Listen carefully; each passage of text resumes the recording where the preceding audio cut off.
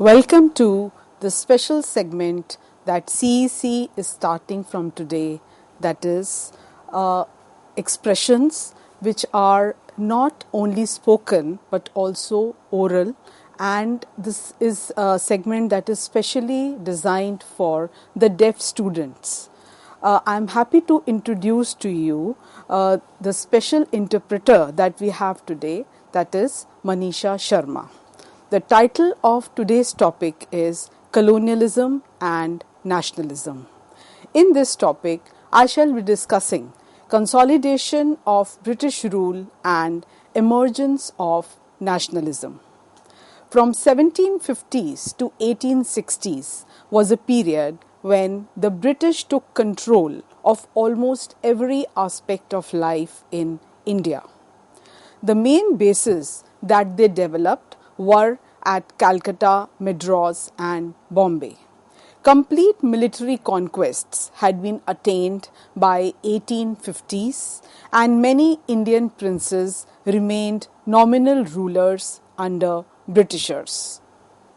However, the effects of these 100 or 110 years, the first half of the British rule, were to be felt, and the British conquest of territories and the takeover of kingdoms resulted in several kinds of reactions from Indians.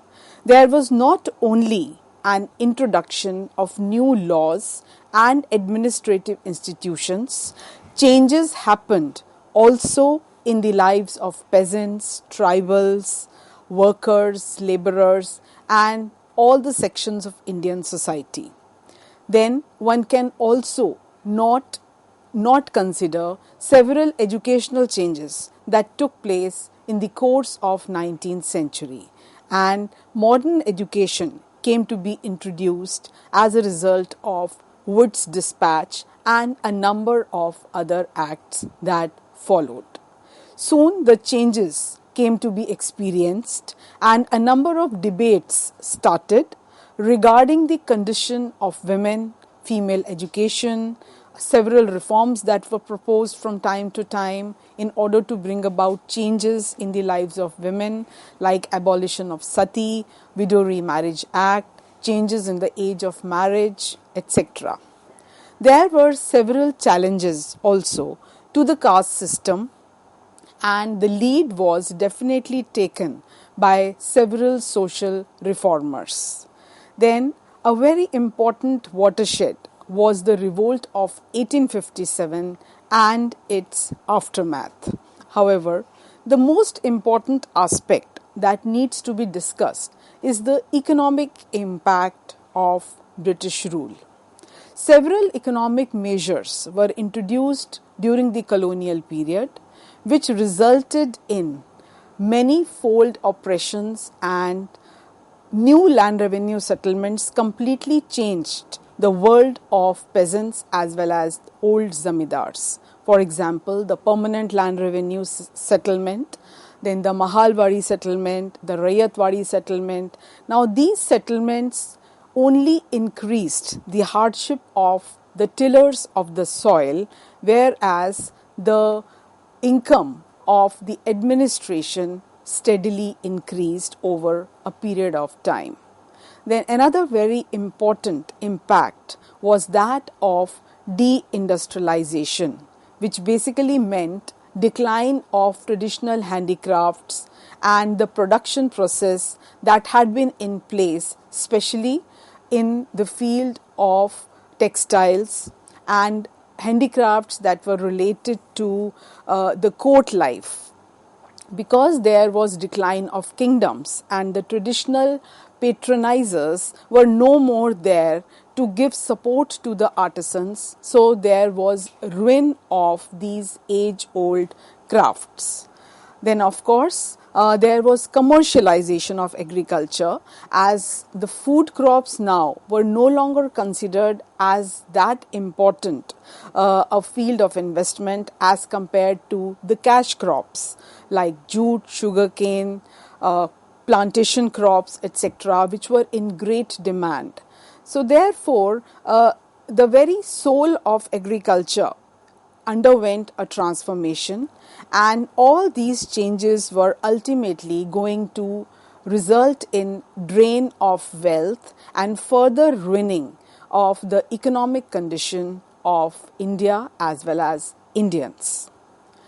Because of these political, social, economic, and cultural changes, a number of associations began taking shape.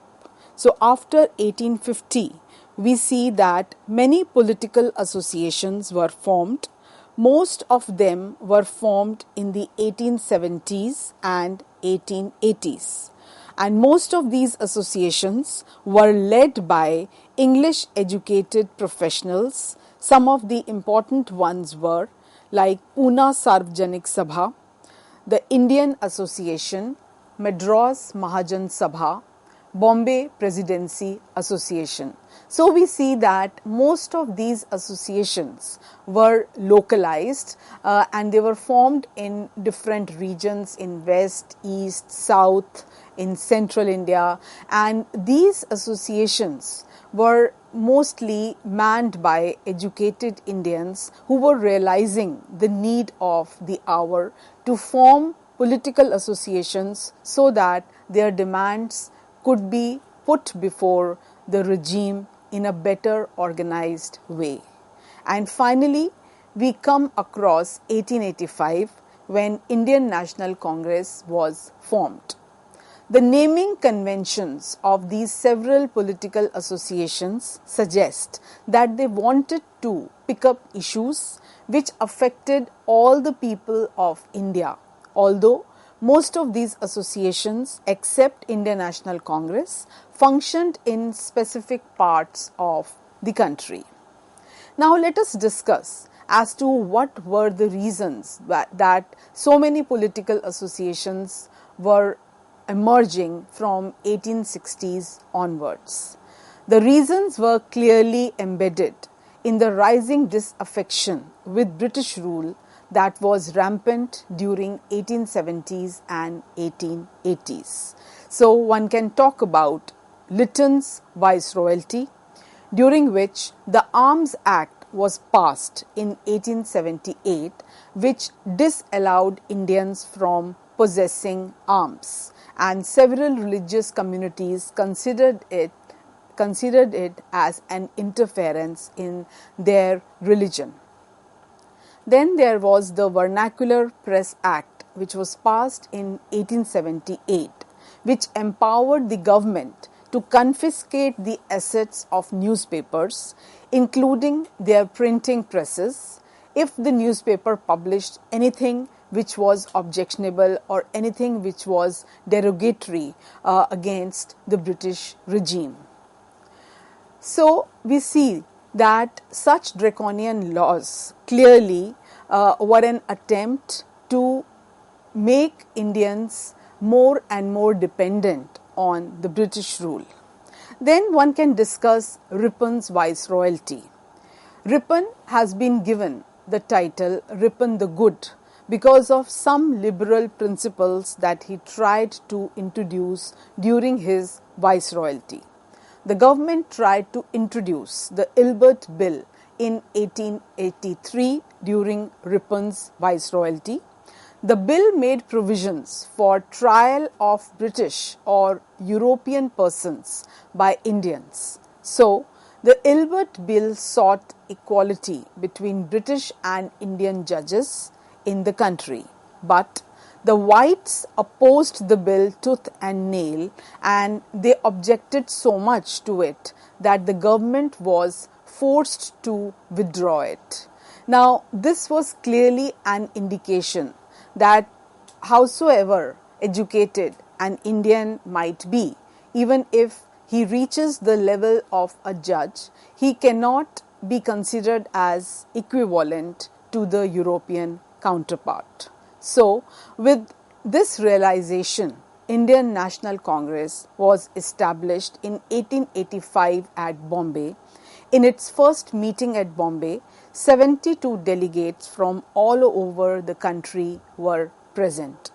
The early leadership was mainly composed of people from Bombay and Calcutta, Dada Bhai Naroji, Firoz Shah Mehta, Badruddin Tyabji, W.C. Banerjee, Surendranath Banerjee, Romesh Chandra Dutt, S. Subramanya Iyer, etc. were part of the early leadership of Congress. In the first 20 years, the Congress was moderate in its objectives and methods. During this period, the main demand of Congress was about getting a greater voice for Indians in the government as well as administration. The Congress wanted better representation of Indians in the legislative councils. Also, they demanded that legislative councils should be introduced in those provinces where they did not exist earlier. The Congress made a demand for civil service examinations to be held in India also. The Congress also demanded a separation of judiciary and executive, as well as the repeal of Arms Act and freedom of speech and expression. The moderate leaders wanted to create public awareness about the unjust nature of British rule, and in order to do so, they published newspapers, wrote articles, and tried to show the evil effects of the British rule. So, in nutshell, it can be said that the moderate leaders clearly started the era of economic nationalism, where they also spoke about the drain of wealth and how economically India was being deprived of its resources and only the British were gaining out of it. There were a number of economic demands also that were raised by Congress. For example, reduction in revenue, a cut in the military expenditure, and more funds to be earmarked for agriculture and especially irrigation. Congress also passed various resolutions on salt tax, treatment of Indian labourers abroad, as well as the rising sufferings of the forest dwellers and tribals who were being ousted from their homelands in name of the forest laws. Now, these demands show that in spite of being a body of the educated elite, the Congress also raised the issues related to the masses and the poor people. Then the famous slogan, "Freedom is our birthright." In 1890, there was a rising question that was being raised about the style of Congress, and several new leaders emerged. For example, Bipin Chandra Pal, Bal Gangadhar Tilak, and Lala Lajpat Rai. They began to explore more radical objectives as well as methods. And their famous slogan was to rely on one's own strength and to no longer follow the method of prayer, protest and petition, something that had been followed by the moderate leaders so far. So it was now that Tilak gave his famous slogan, "Freedom is my birthright and I shall have it." And he emerged as one of the strongest critics of British rule. Now, the next important phase about which we can discuss was the extremist phase. The extremist leaders criticized the moderates for their policy of prayers, protest and petition. They argued that people should not believe on the so-called good intentions of the government and must fight for Swaraj, because till now the moderate leaders had believed that the British were benevolent and ultimately they would be doing some good only for India. The only problem was that they were being un-British. But extremist leaders pointed out that the very nature of the British regime was evil only and nothing else could be expected out of them. Hence, the movement further got a boost with the partition of Bengal in 1905.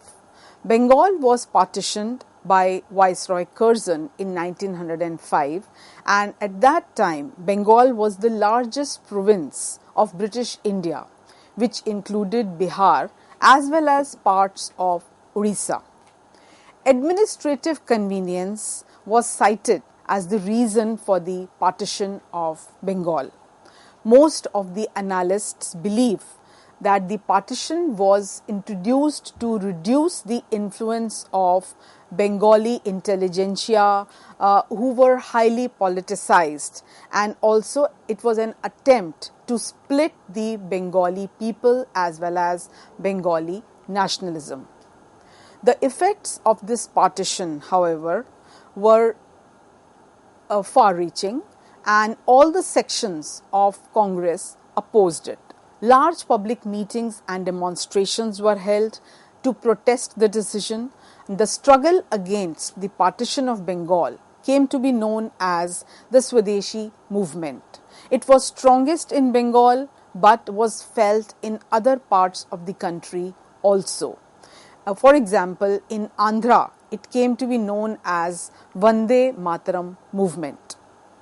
The Swadeshi movement clearly was a movement to oppose the British rule and encouraged the ideas of self-help, Swadeshi enterprise, national education, use of vernacular languages. The radicals greatly advocated mass mobilization and boycott of British institutions and goods. Some leaders also suggested the use of revolutionary violence to overthrow British rule. Having discussed all these important features, now we shall be talking about how the change came about in the form of formation of Muslim League and what was the future course of action for the national movement. Thank you.